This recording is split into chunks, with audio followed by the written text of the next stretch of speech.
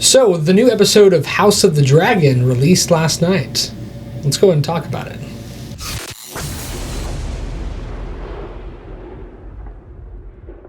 We are going to mostly talk about what's going on in episode 2.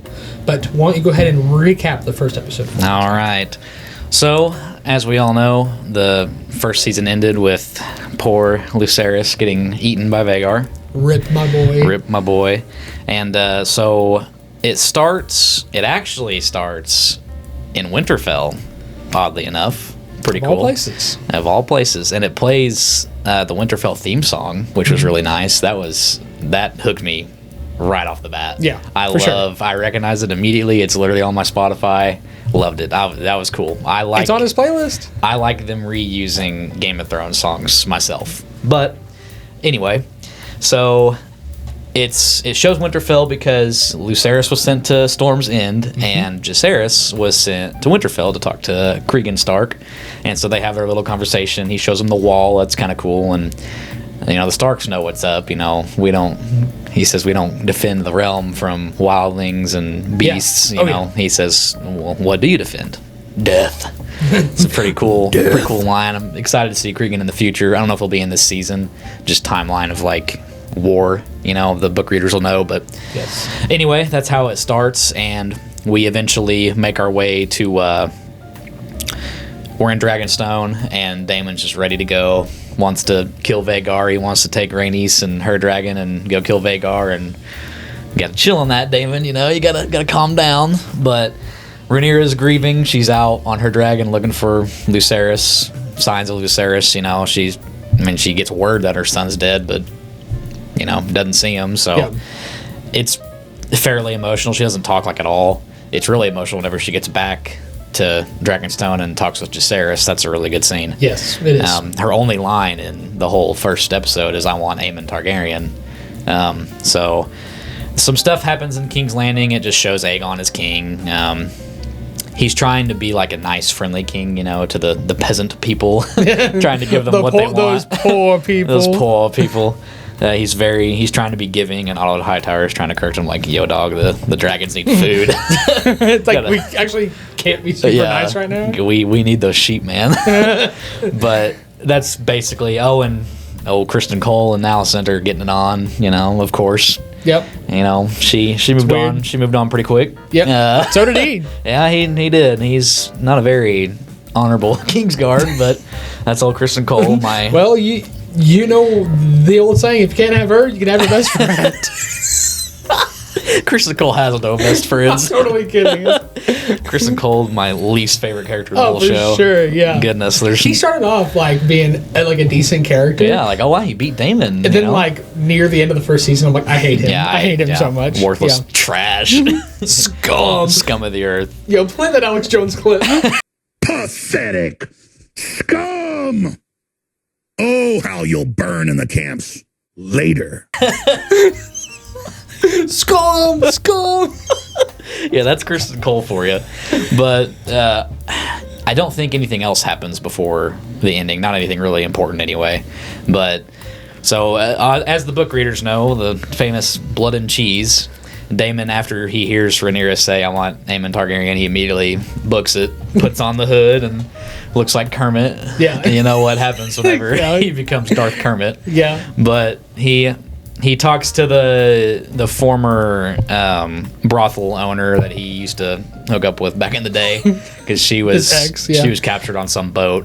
But she gives him names of people who are bad in the Red Keep, and he goes and talks to them and talks to one guy, and he's like, "Yeah, I know this dude that catches rats and can get in the Red Keep, and he knows his way around." And so they all three talk to each other, and he tells them explicitly, "I want you to bring me Aemon Targaryen's head. He is a good fighter, the king's son." I think he says the king's son. I could be wrong. Yeah. But he's thinking about Viserys. But anyway, right. The two idiots go through the Red Keep. The one rat catcher kicks his dog. Like, what the heck, bro? That was not cool.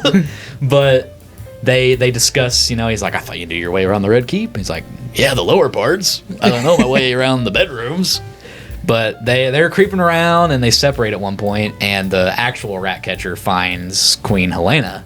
and she's in her room with the two sons, Yes. and they say either which one's the oldest or which one's the son.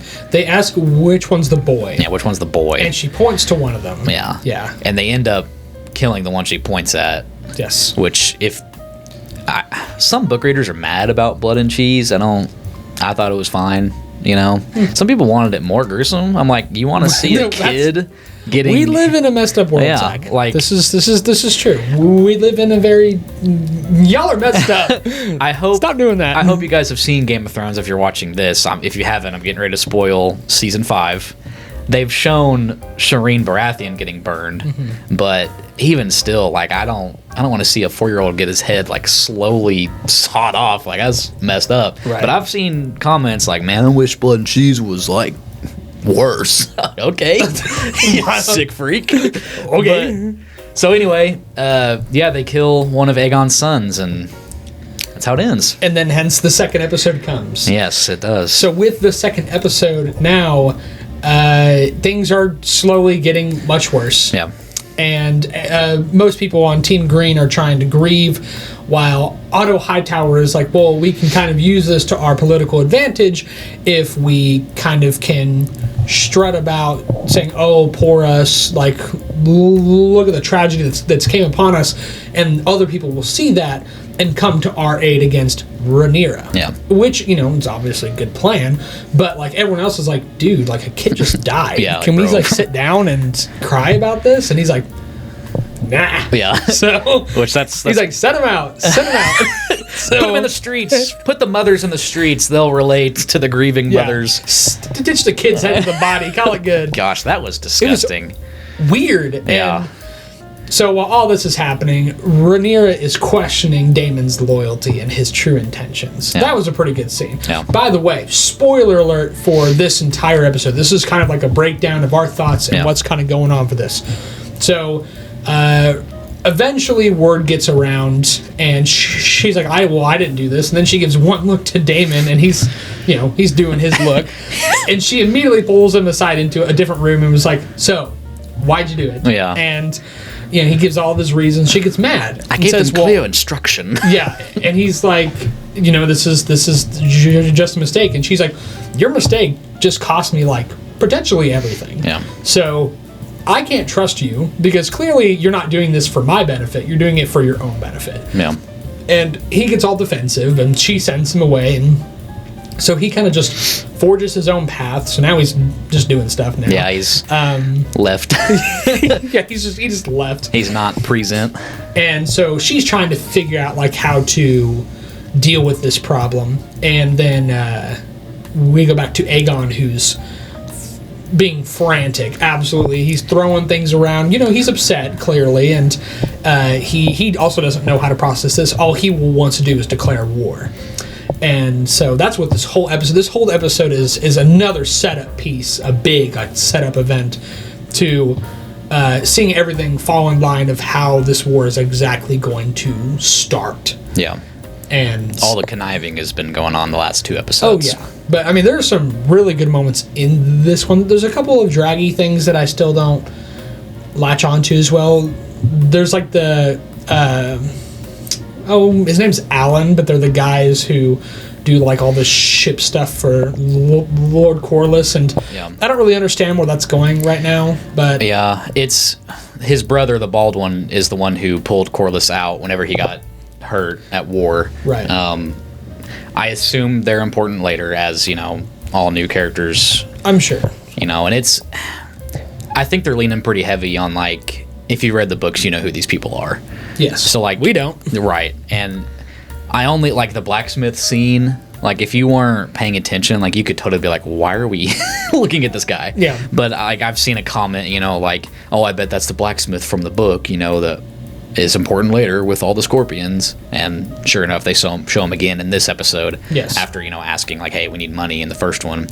But, yeah, it's really set-up-y for sure. And I still like it, No, it's a good episode. And, like, Aegon, that actor, man, he's He's doing really good. Like, really he's- showed his chops in and this one. He acts a little bit different than he did in the first season. Yes. And now he's starting to become like a little unhinged. Yeah. And then we see Aemond, and he kind of like shows like regret for killing Lucerys. Yeah.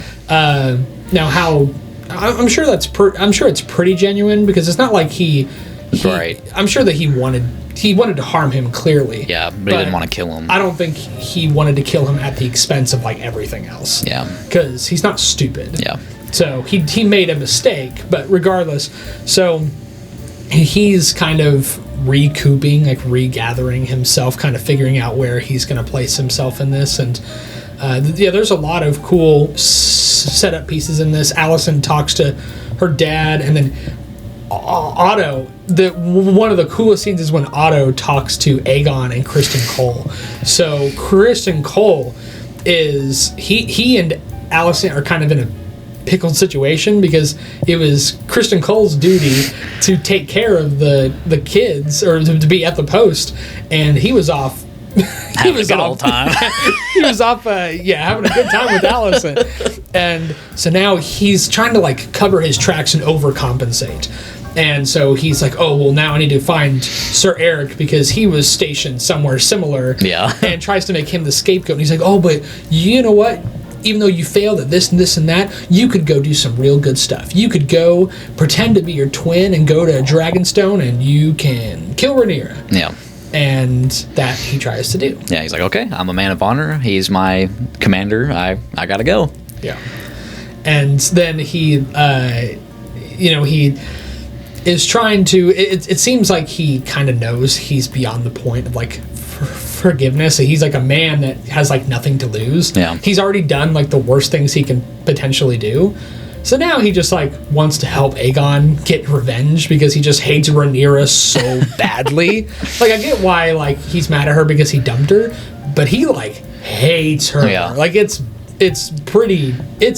honestly a little bit too far. Yeah, it's quite the grudge. It's pretty exaggerated, but no, it's then we see Sir Eric, and he gets up to Dragonstone, and then the fight breaks out. Yes, a very confusing fight. The fight between two twin brothers, where the camera is constantly shifting angles, and you're like, wait a minute, that brother has the cut on his leg. We have to remember that one. Eric or Eric? Who's who? Or Eric. But it was good, well choreographed scene. It was a pretty intense. Yeah, it was very tense, because Rhaenyra's just chilling, like, dog, run. Like, get out of here. Get out of there. Instead, I'm gonna lay down on this pillar so I'm completely immobile. Yeah. Like, that was real smart. And then this other guy from her king or Queen's Guard comes in, tries to like pull her away. He looks like Sean Evans from from First Week Peace. Shut up, you guys. I didn't know you were an actor. And he like pulls her away and says, "Run!" And she just stays in the room. Yeah. So that's like a weird thing, but then. I'm still a little fuzzy on which brother killed which brother. I think it's the bad one that kills the good one, because he says, he said, you abandoned us, brother, or you're the one that betrayed us. Yeah. Because he's the one that left the King's Guard to go to Rhaenyra. True. So he's telling the good brother, like, hey, you betrayed us, but I still love you, brother. But then it'd be weird for him to look at Rhaenyra and say, your grace. I thought it was weird, too, that he said your grace, but I think it's just because, like, the honorable stuff, she's still a princess. Yeah. Like, she's still of lordship. So, but I think the line where he says, you betrayed us, brother, you left, I think that means that the bad one was the one that killed the good one. Probably. And then he kills himself instead of killing Rhaenyra because he's so saddened. Like, his brother's all he has. Yeah. Like, that's who... That's a good point. I'm sitting here thinking, all right, which one killed which one? Brought in the world together and left it together. This is like the only questionable part of this video is I was going to be like, whenever we get to this part, which really one am I not sure. going to say? Really not sure what we're going to say. But I was the same way. I was confused, but I'm pretty sure since he said, you betrayed us and you left us, I think it's the bad one that killed the good one. I see. I think. It's I'm probably, not sure though. It's probably it probably is that way. Either way, they're both dead. Yeah, either way, he commits seppuku or seppuku. He kind of missed his chest though. It was kind of lower gut, and he just insta died. Like on like the left side. He was just like, this is it. I guess my heart's somewhere around here. he basically just offs himself, and she's kind of in shock because she doesn't know really what to do in the moment. And then we cut back to Alicent, who talks to or her father.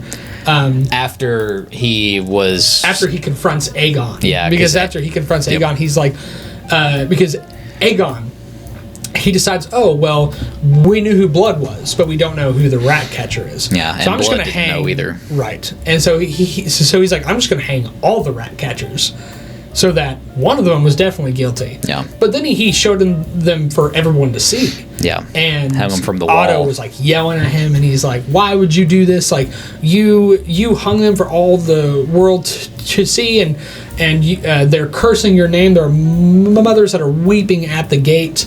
I mean, he's saying all this crap, and he's starting to think, Viserys was a pretty good king. Yeah, we're all pretty in a bad state without him. And Aegon is like, okay, well, you're not going to be my hand anymore. Yeah, you're my father's hand. Yeah. He's like, you're my father's hand, not mine.